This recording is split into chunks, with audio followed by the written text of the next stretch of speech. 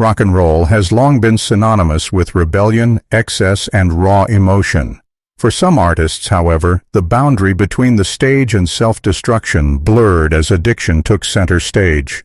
While fans screamed for encores, these musicians staggered through performances, often intoxicated to the point of collapse, incoherence, or near tragedy. The following are 10 unforgettable stories of rock stars who were not just tipsy, but completely drunk on stage, turning concerts into wild, unpredictable spectacles. Keith Moon of The Who is perhaps the quintessential example of a rock star who was frequently inebriated while performing. One of the most famous incidents occurred on November 20, 1973, during a concert at San Francisco's Cow Palace. Moon had ingested a dangerous mix of tranquilizers, believed to be animal grade, and copious amounts of brandy before taking the stage. Midway through Won't Get Fooled Again, he collapsed behind the drum kit. The road crew tried reviving him with a cold shower and a cortisone shot, and somehow he made it back on stage, only to collapse again a few songs later during Magic Bus. It was then that Pete Townshend famously turned to the crowd and asked if anyone could play the drums. A 19-year-old fan named Scott Halpin was pulled from the audience and finished the show alongside the band. Halpin would later be honored by Rolling Stone magazine as Pickup Player of the Year.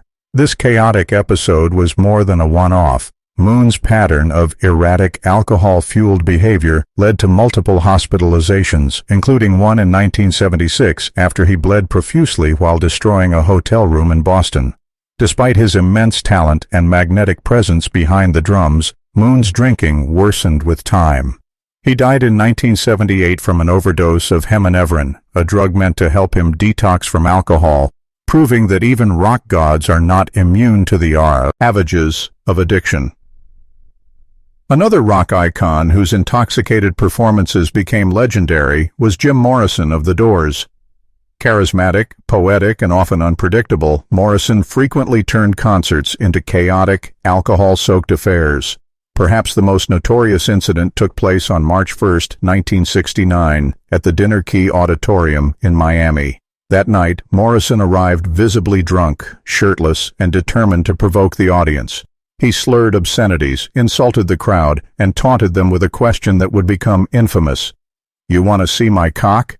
Though many believed he exposed himself, witnesses later confirmed that Morrison held his shirt in front of his groin and never fully disrobed. Still, the incident led to multiple charges, including indecent exposure and public lewdness. In 1970, he was convicted and sentenced to 6 months in jail and a $500 fine, though he died in Paris before serving the sentence.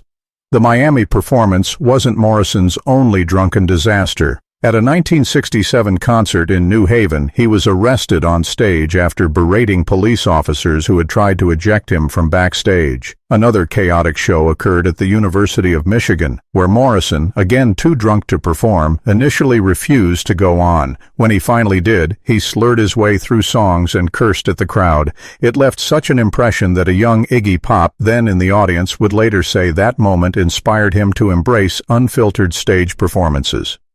Morrison's final concert in New Orleans in 1970 ended with him smashing a microphone stand into the stage before walking off. His bandmates knew it would be their last live show.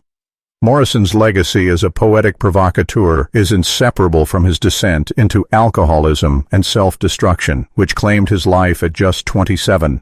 In more recent rock history, Billie Joe Armstrong of Green Day made headlines with a shocking on-stage breakdown at the iHeartRadio Music Festival in Las Vegas on September 21, 2012. The band was scheduled to play a brief set ahead of the release of their album trilogy, Uno, Dos, and Tre, but things went off the rails quickly. As the band played Basket Case, Armstrong noticed a countdown timer indicating they had only 1 minute left. Enraged, he launched into a profanity-laden rant against the festival organizers and mainstream pop music, exclaiming, "I'm not fucking Justin Bieber," before smashing his guitar and storming off stage. The moment went viral, but behind the theatrics was a serious problem. Armstrong had relapsed into alcohol and prescription pill use, and Green Day quickly released a statement apologizing for the incident and announcing that Armstrong would be entering rehab. It wasn't the first time his drinking had affected his performance, and fans noted that at prior shows, including one at Irving Plaza, he had seemed clearly intoxicated. While Armstrong has since spoken publicly about his recovery, the Vegas meltdown remains a stark example of what can happen when the pressure of performance collides with addiction. Slash, the iconic guitarist of Guns N' Roses, has long been associated with the excesses of rock stardom. Though he often managed to deliver blistering solos while intoxicated, there were moments when even he couldn't hold it together. One infamous show took place at the Ritz in New York City in 1991 during the Use Your Illusion tour era.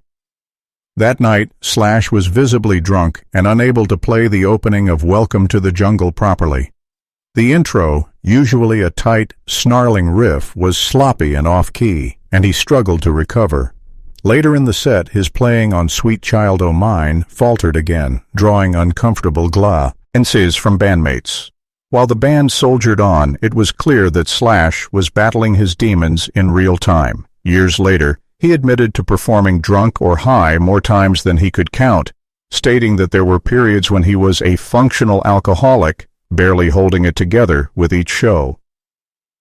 Scott Weiland, the frontman of Stone Temple Pilots and later Velvet Revolver, is another tragic figure whose on-stage drinking undermined his immense talent. A particularly heartbreaking performance occurred on September 19, 2010, in Houston. Slurring his speech and singing off-key, Weiland paused the show to admit to the audience that he was drinking again. His vulnerability was striking, but the performance was disjointed and painful to watch. The rest of the tour was cancelled shortly afterward, so Weiland could seek treatment. His battles with substance abuse were well documented, and though he had periods of sobriety, he was ultimately found dead in 2015 from a combination of alcohol, cocaine, and MDA. His haunting vocals and commanding stage presence were often overshadowed by the chaos his addiction brought. Creed's frontman Scott Stapp made headlines for one of the most disastrous live performances in rock history when the band played at the All-State Arena in Chicago on December 29, 2002. Stapp, heavily intoxicated, stumbled around the stage, forgot lyrics, and lay down mid-song, seemingly unable to continue. The crowd was stunned. Days later, angry fans filed a $2 million class action lawsuit against the band, claiming they hadn't received the concert they paid for. Stapp later admitted he had been mixing alcohol with prescription medications and was in a dark mental place at the time. The incident marked a low point in his career, leading him to rehab and eventually to public speaking about mental health and recovery.